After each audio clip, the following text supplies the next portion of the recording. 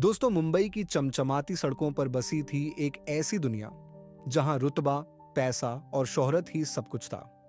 इसी दुनिया में रहती थी मायरा अग्रवाल, एक मशहूर बिजनेसमैन की बेटी, जिसके लिए जिंदगी एक लग्जरी शो थी।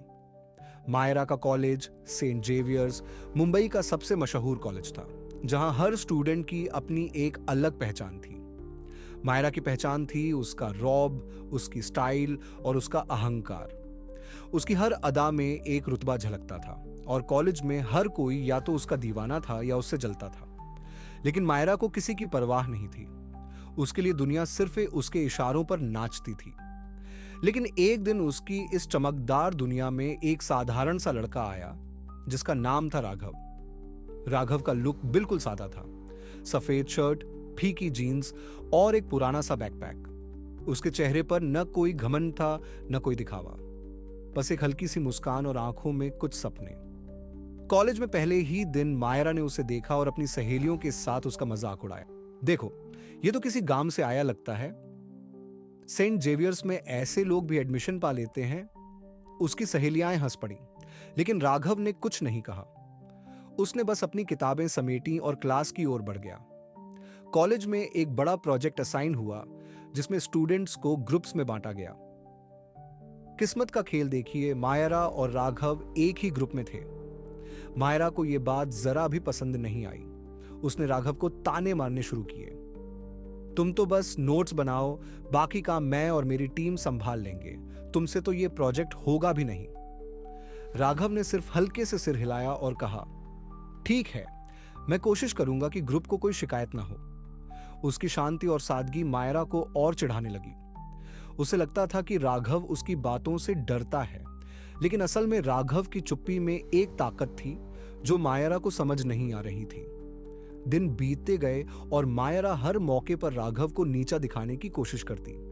कभी कैंटीन में उसके साधारण खाने पर हंसती, तो कभी क्लास में उसके सवालों को बेवकूफी भरा बताती।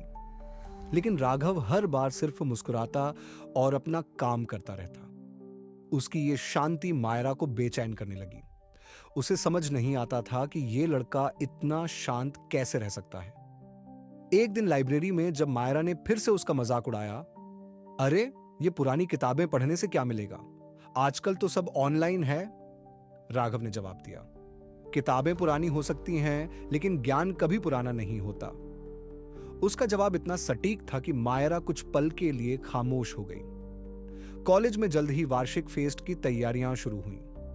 मायरा हमेशा की तरह फैशन शो की स्टार थी। उसकी डिजाइनर ड्रेस और परफेक्ट मेकअप की हर कोई तारीफ कर रहा था। लेकिन इस बार उसका ध्यान बार बार राघव की ओर जा रहा था। राघव स्टेज के पीछे तकनीकी कामों में व्यस्त था। वो लाइट्स, साउंड और डेकोरेशन को इतने ध्यान से संभाल रहा था कि हर कोई उसकी तारीफ कर रहा था। मायरा ने फिर तंज कसा, क्या बात है, स्टेज के पीछे छिपने में मजा आ रहा है? राघव ने जवाब दिया, हर स्टार को चमकाने के लिए कोई तो पीछे काम करता है। उसकी बात में इतना वजन था कि मायरा को पहली बार लगा कि शायद वो राघव को गलत समझ रही है। फेस्ट का आखिरी दिन एक चैरिटी इवेंट के साथ खत्म होने वाला था, जिसमें एक नीलामी होनी थी। मायरा को यकीन था कि इस बार भी उसका पिता सबसे महंगी चीज खरीदेगा, जैसे हर बार। लेकिन जब नीलामी शुरू हुई तो एक अनजानी आवाज ने सबसे ऊंची बोली लगाई, 15 करोड़। पूरा हॉल सन्न रह गया। जब बोली लगाने वाला शख्स सामने आया तो मायरा के होश उड़ गए। वो कोई और नहीं, राघव था।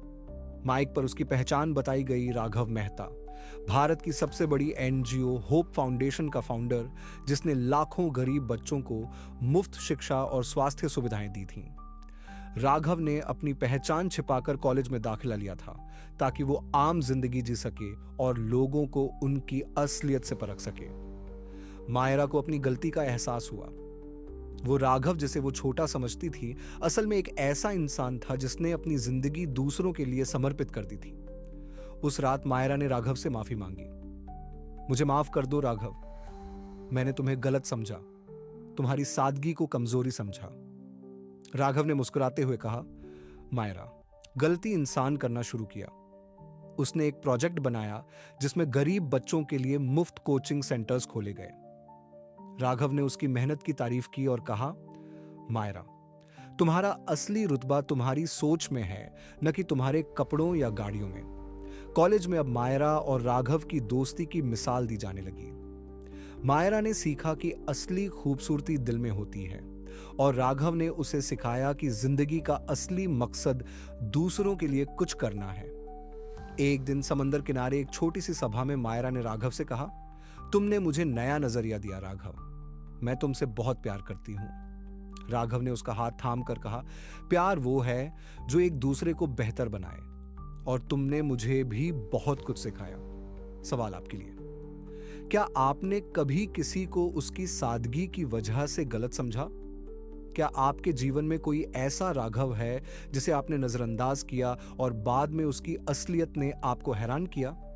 कमेंट में अपनी कहानी जरूर शेयर करें, और अगर आपको ये कहानी पसंद आई तो लाइक करें, चैनल सब्सक्राइब करें और अपने दोस्तों के साथ शेयर करें। मिलते हैं अगली कहानी के साथ।